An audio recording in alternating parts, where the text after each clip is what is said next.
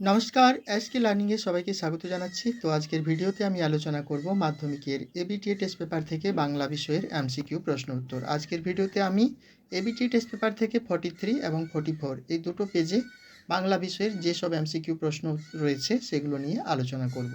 তো তোমরা ভিডিওটা অবশ্যই শেষ পর্যন্ত দেখো এবং সঠিক উত্তরগুলো অবশ্যই তোমরা পেন দিয়ে মার্ক করে নাও। ঠিক আছে, তাহলে শুরু করা যাক আজকের ভিডিও।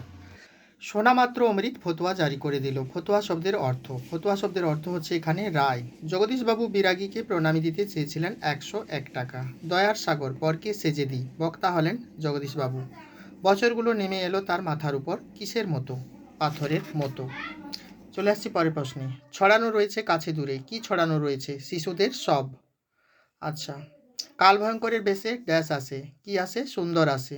খাগের কলম দেখা যায় সরস্বতী পুজোর সময়। আচ্ছা, সেন্সিটাইজ পেপারে সঠিক বাংলা অনুবাদ হলো সুগ্রাহী কাগজ। কঙ্কাবতী ও ডমরুধরে স্বনামধন্য লেখকের নাম ত্রৈলোক্যনাথ মুখোপাধ্যায়। সূর্য উঠলে পদ্ম ফোটে, সূর্য হলো এখানে নিরপেক্ষ কর্তা। কলমে কায়স্থ চিহ্নি, চিহ্নিত পদটি করণ কারক।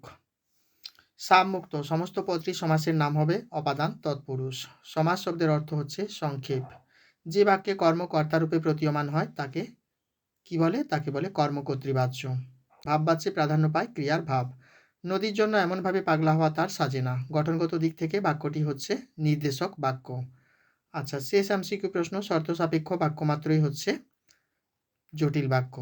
তো এইগুলো ছিল আজকের 43 আর 44 এই দুটো পেজের বাংলা বিষয়ের সমস্ত এমসিকিউ প্রশ্নের সঠিক উত্তর। আশা করছি আজকের এই ভিডিওটি তোমাদের উপকারে লাগবে। তোমরা অবশ্যই ভিডিওটি দেখো এবং সঠিক উত্তরগুলো অবশ্যই পেন দিয়ে মার্ক করে রাখো।